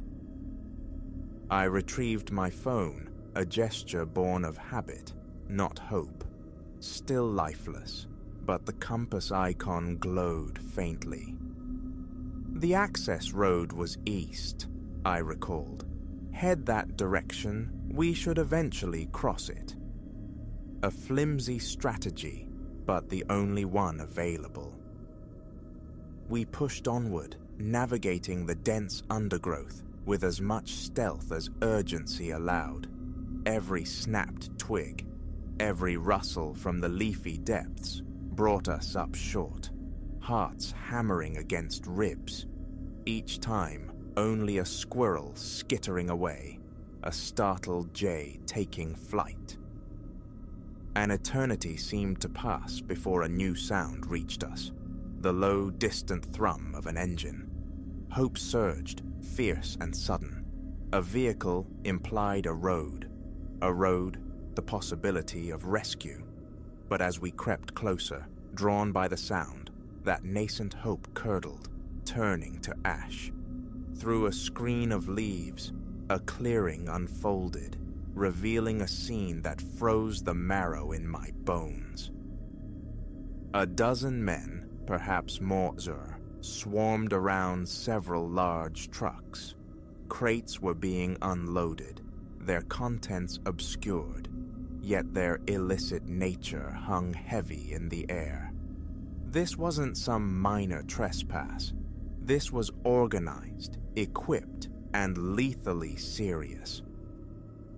Beside me, Clara went rigid.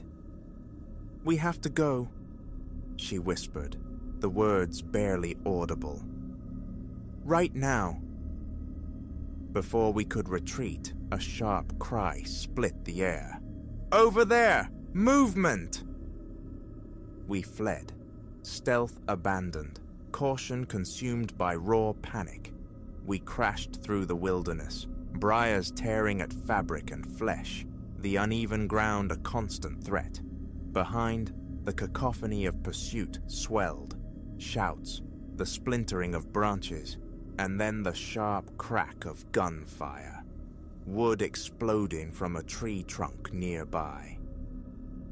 My lungs burned, legs protesting with every stride, but terror was a merciless engine, the vision of capture propelling me onward. We burst from the tree line onto a rutted dirt track. To the left, it curved out of sight. To the right, perhaps 100 yards distant, a bridge arched over a deep, shadowed ravine. "The bridge," Clara gasped.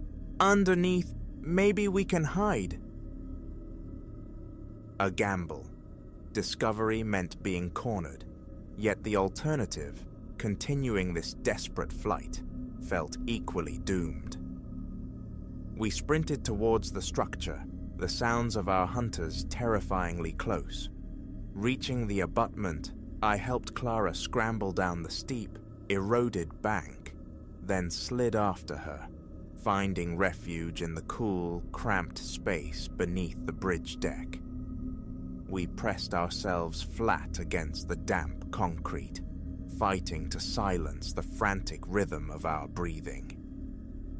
Footfalls pounded on the wooden planks directly overhead. Voices echoed, sharp and agitated. "Couldn't have gone far! Spread out! Check the woods across the river." "Maybe they went down the embankment?" My heart seized at that suggestion, but then another voice, clipped with authority and impatience, cut through the noise. "No time for this. Buyers due any minute. If they ran, they ran. We deal with it later. Everyone back to the trucks now."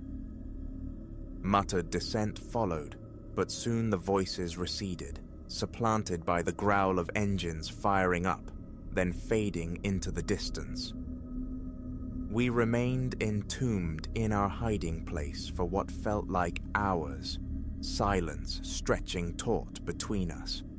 Only when the forest had reclaimed its profound quiet did I dare to whisper, "I think they're gone." Clara nodded, her face pale, etched with tear tracks I hadn't seen her shed.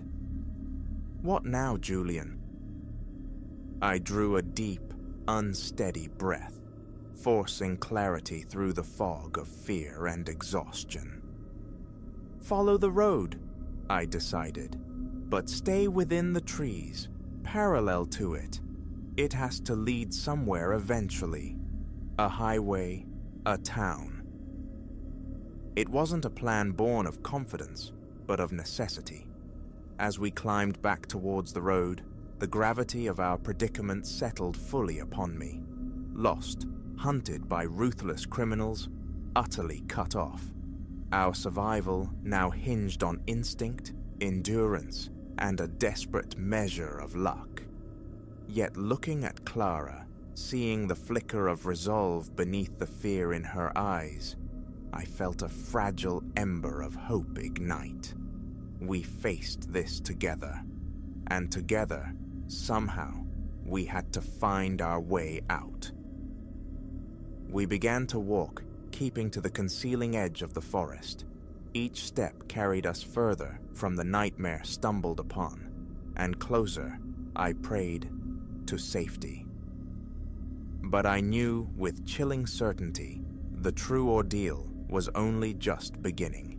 Even if we escaped these woods, we carried a lethal secret, one that dangerous men would silence at any cost. Our tranquil weekend escape had irrevocably become a struggle for existence, a struggle I was fiercely determined to win.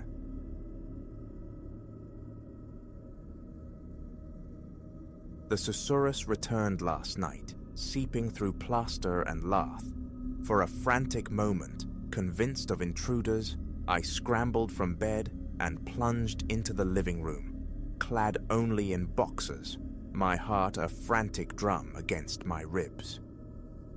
Silence answered, profound but for the refrigerator's low thrum and the distant and electronic murmur of a neighbor's television. Yet, as my breath steadied in the stillness, the voices materialized once more. Latin, sharp and clear, syllables slicing through the drywall as if aimed directly at my ears. An ancient historian, I knew the tongue, yet its presence within my walls defied reason. Was this dream fragment, delirium born of overwork, simple hallucination? The crispness of the words, raising the fine hairs along my forearms, felt terrifyingly real. It began 3 weeks prior, the genesis mundane. I stood at the kitchen sink after dinner, rinsing plates. The university had released me early. Classes concluded, I'd arrived home near 4, feeling an unwanted sense of ease. Jazz drifted from the small radio as I tackled a stubborn pot. Then, abruptly, the music choked, replaced by a brief hiss of static before coalescing into speech. 2, perhaps 3 voices, level, measured, fragments snagged in my memory. Ritus, ordo, sacros, ritual, order, priest. I fumbled with the radio's volume, seeking some rational explanation, some crossed signal, but the sound possessed an unnerving proximity, seeming to emanate from the wall itself. Soap-slicked hand pressed flat against the cool wallpaper. I leaned in, chest tightening, breath catching shallowly in my throat. For a minute, maybe longer, I simply listened. Their cadence was conversational, yet the language remained steadfastly Latin. Snippets surfaced concerning an impending ceremony, the necessity of a new officiant, murmurs of archaic names, deities perhaps, or figures lost to time. My grasp of the language is respectable, yet shock rendered perfect translation impossible. Stepping back, I dried my hands on a towel, mind scrabbling for logic. A neighbor's shortwave, bizarrely amplified? I tried to dismiss it, the pulse hammering a frantic rhythm in my neck. Uncertain what else to do, I finished the dishes and retreated to the dubious sanctuary of the couch. Sleep became an elusive quarry that night. My thoughts circled relentlessly back to those disembodied voices. Living alone offered no corroboration, no shared bewilderment. 5 times, perhaps more, I checked the locks on the door, the latches on the windows. All secure. Around 3 in the morning, oblivion claimed me for a scant 2 hours. I awoke leaden, unrested, facing the sharp irony of a scheduled lecture on Roman religious practices. Campus felt strangely distant. Fortified by bitter coffee, I attempted to immerse myself in lecture notes, but the words ordo and sardos, echoes from the plaster, persistently intruded. I was certain, chillingly certain, I'd heard them whispered through my wall. The subsequent days became an exercise in forced normalcy. Rise, breakfast, campus, lecture, grade, return. Each evening, I sought distraction, television's flickering inanity, the printed page, only for the voices to surface near midnight like clockwork. 10 minutes typically of that calm, steady Latin. Sometimes, words hinting at sacrifice drifted through, though never explicitly violent.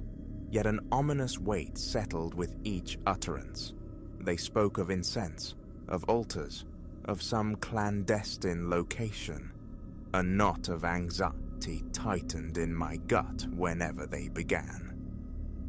Restlessness drove me to pace the confines of my home, ear pressed, hopefully, fearfully, against different sections of wall. Expeditions to the basement yielded nothing but dust motes dancing in the stark glare of the bare bulb, illuminating forgotten boxes. After a week, the edges of my composure began to fray. My body felt wired, perpetually anticipating the next intrusion. Appetite dwindled. Every creak of the floorboards, every rustle from beyond the windows sent my gaze darting, my muscles tensing. I began triple-checking corners, peering into closets already known to be empty. One night, the phenomenon intensified. Lying suspended in the grey space between wakefulness and sleep, I heard them through the very headboard pressed against the wall. I bolted upright, staring into the oppressive dark, the frantic thudding in my chest, echoing in my ears. The nearest voice uttered something about Novus Dux, new leader, new guide. The phrase froze me, stiff as a corpse, a cold sweat prickling my brow. Hoarsely, I tried to respond, shaping Latin questions into the void. Quis estis? But silence was my only answer. They continued their dispassionate colloquy, oblivious or indifferent. My breath hitched, my mouth felt parched, arid. Fumbling for the bedside lamp, I bathed the room in weak yellow light. My legs trembled as I rose and pressed my ear again to the plaster. The voices receded, dissolving into nothingness. Silence reclaimed the space, broken only by the ragged cadence of my own breathing. I rapped the wall lightly with a knuckle. It returned a hollow, resonant sound.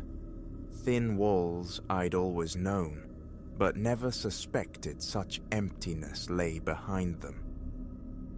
The following day, I sought external reason, calling Julian Thorne, a colleague from the university. An archaeologist by trade, Julian harbored a tangential fascination with anomalous transmissions and ancient linguistics. Had he, I inquired, ever encountered radio interference mimicking archaic tongues? A chuckle met my query. No, he admitted, though he offered the platitude that old structures sometimes acted as unintentional receivers for stray frequencies. Gently, he broached the possibility of stress, exhaustion, auditory hallucinations manifesting under duress. The suggestion chafed.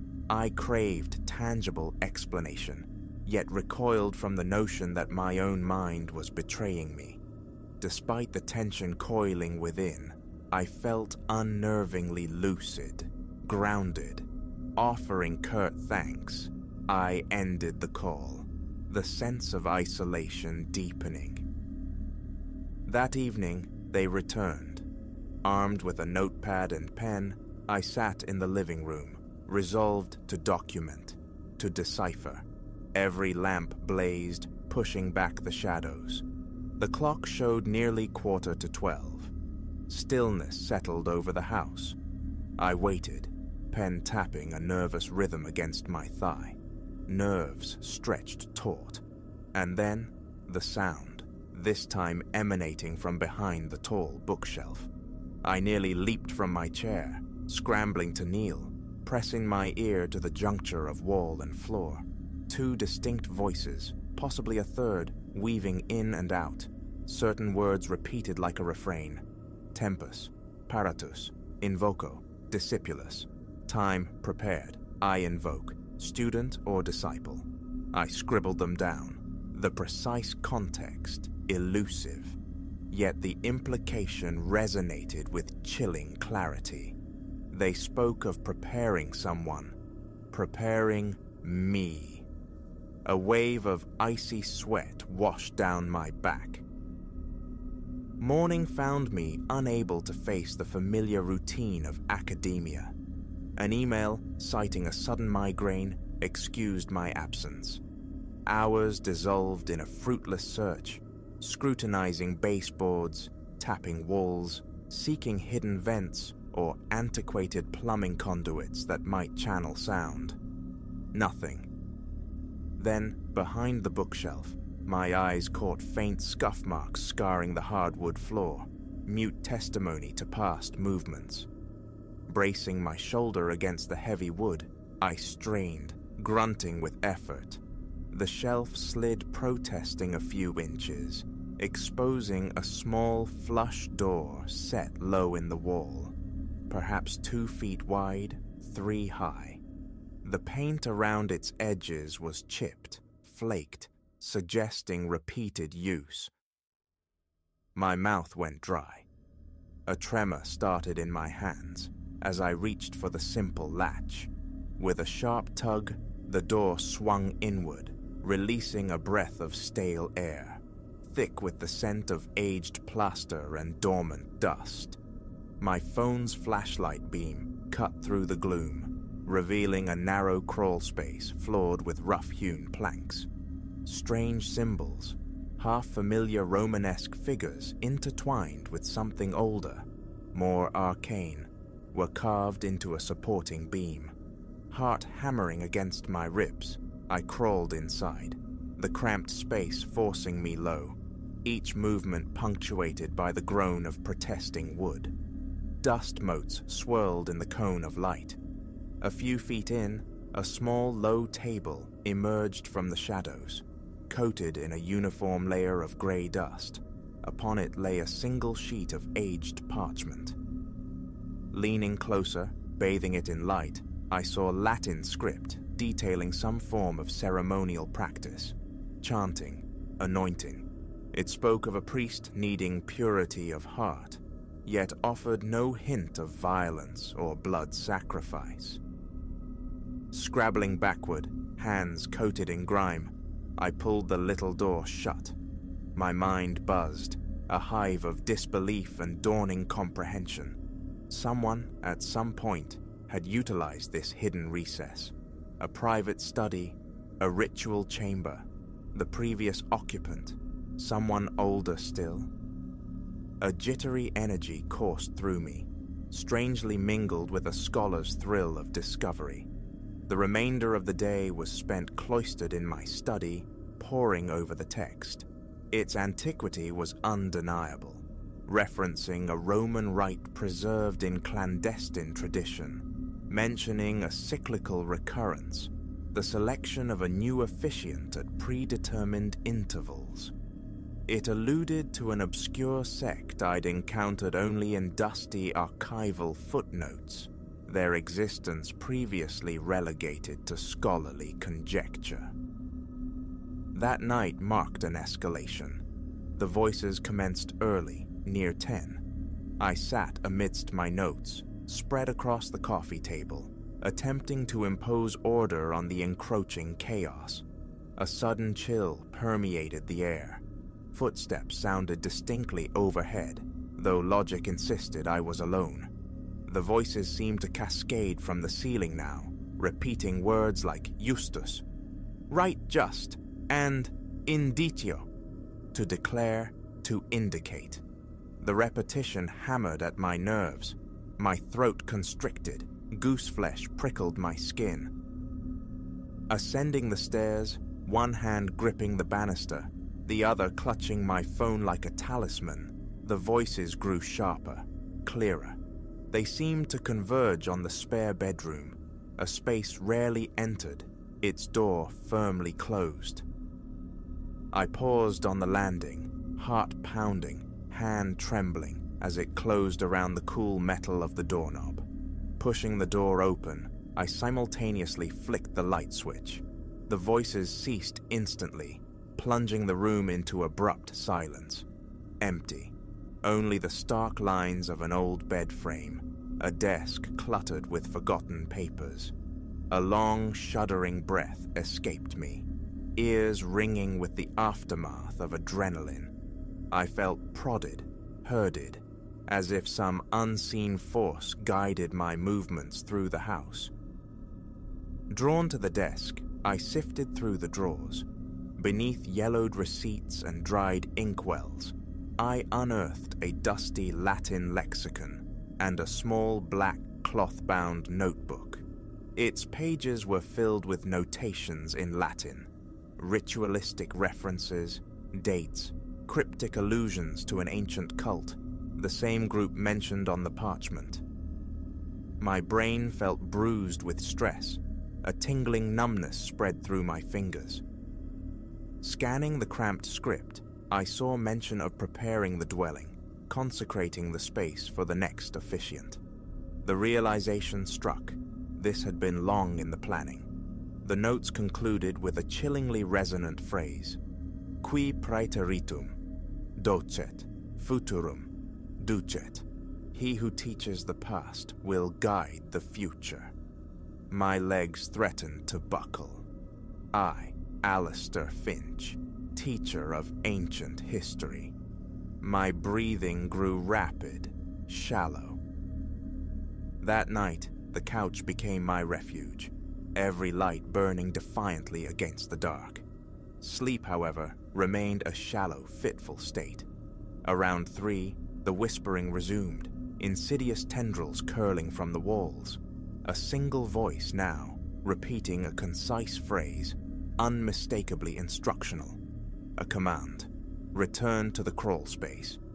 Eyes burning with exhaustion, yet feeling cornered, propelled by a force beyond resistance, I rose. Shoving the bookshelf aside once more, I lowered myself into the dusty aperture. The small table now held a second parchment, or perhaps it had been there all along, overlooked in my initial haste. It listed items required for a ceremony: candles, a vessel of water, a simple robe, a small metal emblem fashioned in the likeness of an ancient temple. The parchment trembled in my grasp. Questions swarmed. Who placed it here? When? Why? The familiar thunder of my pulse filled my ears. Adrenaline flushed my face with heat. Hauling myself out, I slumped against the wall, limbs shaky, wiping perspiration from my forehead. This transcended mere echoes of the past, random remnants left by predecessors. This was deliberate, active. Something, some intelligence, was meticulously guiding me towards assuming the mantle of officiant for this archaic rite. Revulsion warred with a perverse sense of inevitability. The house, the voices, the discovered texts, all conspired, pushing me towards a role I never sought. For several days, I fought back through denial. I delivered lectures, graded assignments, feigned normalcy with fierce determination. But each night, the voices intensified, growing more insistent. They began to incorporate my name, whispered in its Latinate form: Alistarius. They urged me to gather the items, repeating the instructions: procure the candles, the water, the emblem. My pulse leaped erratically each time they spoke of the Novus Dux. One evening, worn down, driven by a desperate hope that compliance might bring silence, or at least clarity, I yielded. Tall white candles from a corner shop, a plain steel bowl filled from my kitchen tap, a simple dark robe retrieved from the back of my closet. The emblem posed a problem, until I recalled a small, novelty replica of a Roman temple sitting on my university office shelf, a forgotten gift. After hours, under the cloak of campus quietude, I let myself in, retrieved the object with trembling hands, the echoing emptiness of the corridors amplifying my sense of transgression. No one saw me. Back home, I arranged the items on the kitchen table. My stomach churned. A dull ache pulsed behind my eyes.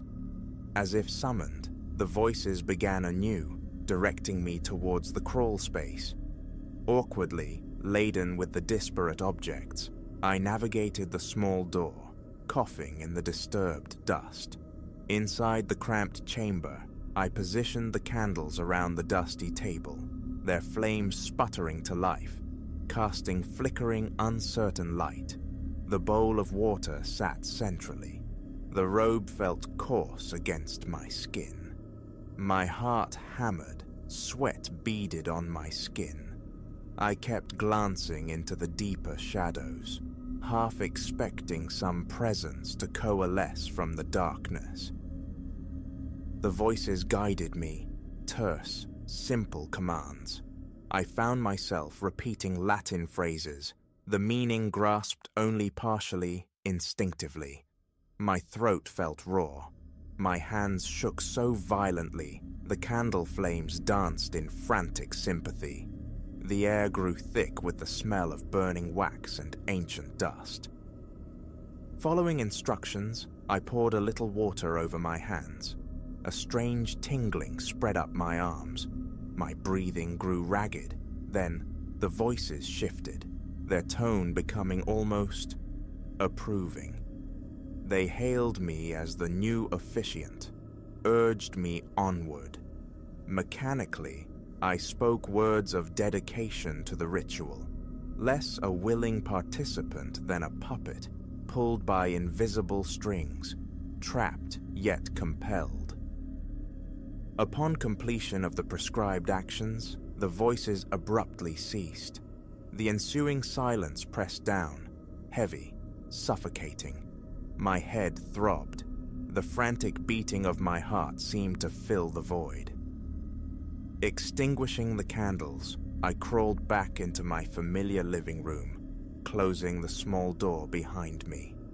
Leaning against the wall, my shirt clinging damply to my skin, a wave of profound relief washed over me, immediately followed by a jolt of primal fear. This wasn't an ending, it felt like an initiation. In the days that followed, the walls remained largely silent.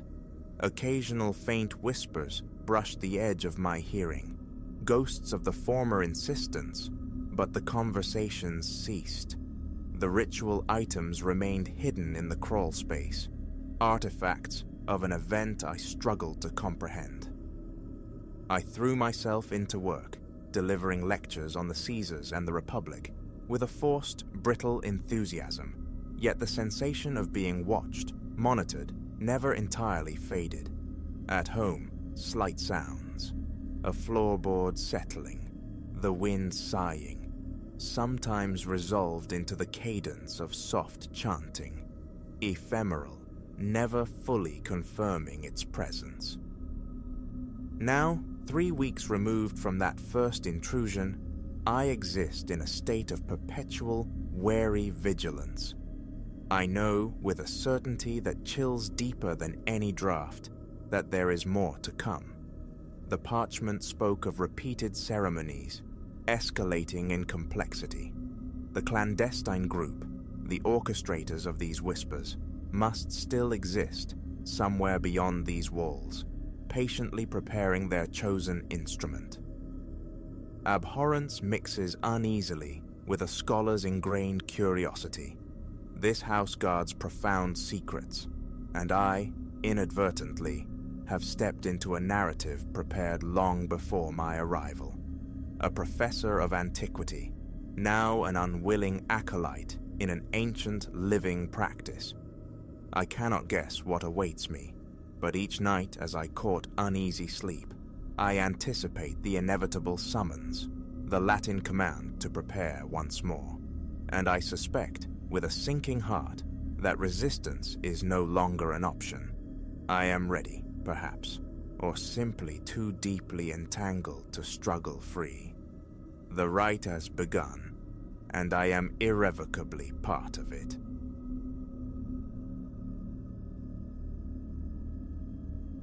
The quiet didn't just break, it detonated into 1,000 glittering shards against the far wall. Silence, thick and stagnant moments before in the vacant tavern, imploded. My pulse hammered against my ribs, a frantic bird trapped in a cage. I pivoted, the damp bar rag clutched tight in my fist, confronting the knot of men who lingered like a bad stain long after closing. Their gazes, predatory and sharp, sliced through the gloom of the serpent's coil, and a cold certainty settled in my gut. This shift wasn't ending with tips, but with survival. 6 months I'd poured drinks here, navigating the sticky floors and low lights of this late-night haven. Not aspiration, but necessity. The pay kept my studies afloat. Mostly, the nights dissolved into a predictable rhythm. Solitary figures nursing amber liquids. The occasional boisterous cluster needing gentle nudging toward the exit. Never this. Nothing had readied me for the precipice I now teetered upon. This Tuesday had begun like any other, the usual ebb and flow depositing its detritus of empty glasses and crushed nuts. By one, only echoes remained, save for the 5 shadows crammed into a booth in the back corner. Hours they'd marinated there, their volumes swelling, their edges growing sharper with every drink poured. I'd flagged them an hour past, a decision met with guttural grumbles. Now, polishing the bar top, counting the slow tick of minutes toward freedom, I felt their scrutiny like physical pressure, a prickling awareness crawling over my skin. "All right, gentlemen," I projected, layering false cheer over the tremor beneath. "We're past last call. Time to square up and find the door." The apparent alpha, a brute with a gleaming scalp and intricate ink snaking up his forearms, lurched to his feet. He swayed, anchoring himself against the tabletop. "Ain't going nowhere, dollface," his voice scraped, thick with liquor. "Party's just warming up." Ice traced a path down my spine, but I held my ground, my tone clipped. "Apologies, but we're closed. I have to insist you leave now." That's when the bottle left his hand, arcing through the air to meet the wall in a concussive crack.